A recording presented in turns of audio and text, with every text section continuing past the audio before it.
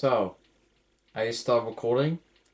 I mainly want to make this like a unedited video and just do something different. I'm talking about a thing which was probably the hardest time I ever had in my entire life.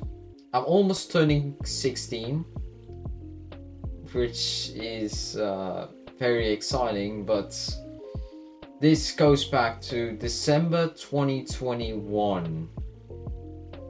I was at the time, I believe I was 13, almost 14. Yeah, I was. And this was basically the hardest time I ever had in my life.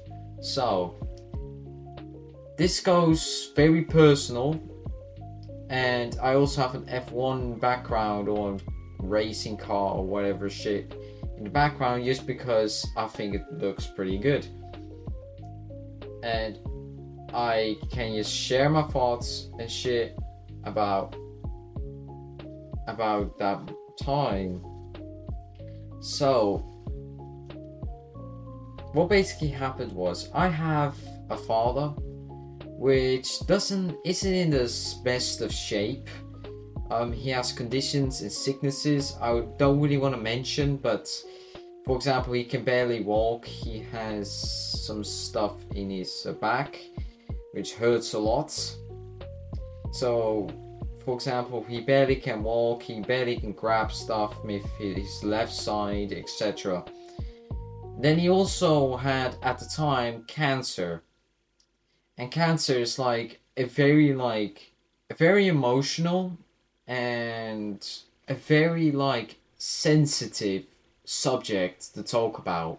At the time, my father had cancer in his intestine, which that part went, I think, pretty well. But unfortunately, some cancer parts went to his kidney, and it basically started spreading like mad fire. Basically, he had also cancer in his kidney, which required a lot of surgery. And then came the most hefty part, which was basically removing the cancer from his kidney. Which that part went pretty successful, but then came the aftershock, and that is where he almost died from. So let's just talk about it. I do not have the exact memories of it anymore. I have pretty big memory loss, but I do know it got first it went well, and then it just got worse and worse every single day. So they needed to find a balance between his lungs and his heart. If basically they could give a lot of prioritization to his lungs, but then his heart could potentially stop beating, which would mean death. But then if they also had to find a prioritization with his heart, then I believe his lungs and kidney as well, the condition also got worse. And I mean both kidneys, by the way. So they need to find a perfect balance, which was extremely hard, and the time was extremely limited. And the hospital almost declared him as dead. They almost couldn't find a single balance. And the worst memory I have is I didn't go to school for over 4 weeks, which everyone understood at my school, which is extremely respectful and kind in every single way. And I had to visit the hospital with my dad in intensive care, and was literally about to die. It was basically also as a last time visit before he, snaps. I remember visiting him and then seeing him full with wires, full in a condition you just do not want to see him in. I saw him in that condition, and I didn't cry or something. I just sat there afterwards. I just sat in the car and heard my sisters crying. They were of course crying, which is extremely understandable. I just thought he was going to die. And that day, it just kind of traumatized me in a way, because this shit, I never experienced anything like this. The only death that was relatively close to me that I've experienced was with my father's grandpa, who also died of cancer. Lung cancer to be exact, because he smoked a lot of shit.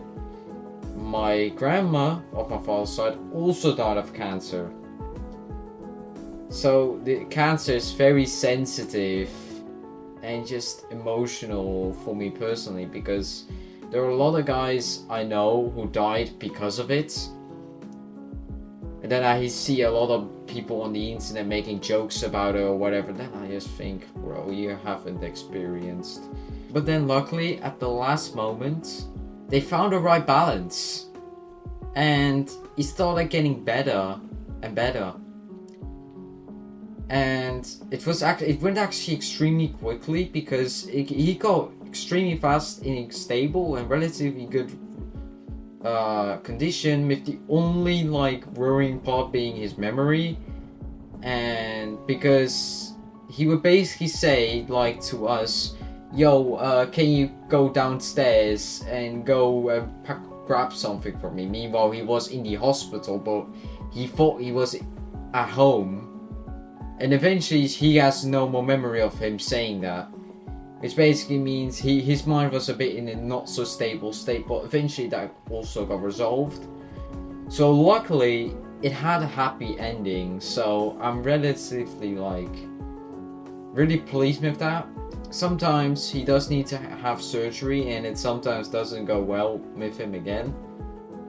But luckily in December 2021, it got a happy ending on my birthday, which is on December 26th.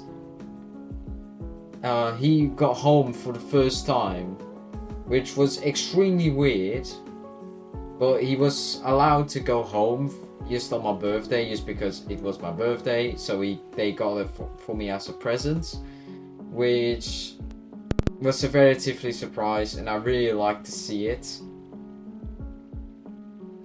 But yeah, and finally, on like the 1st of January 2022, he was finally home again.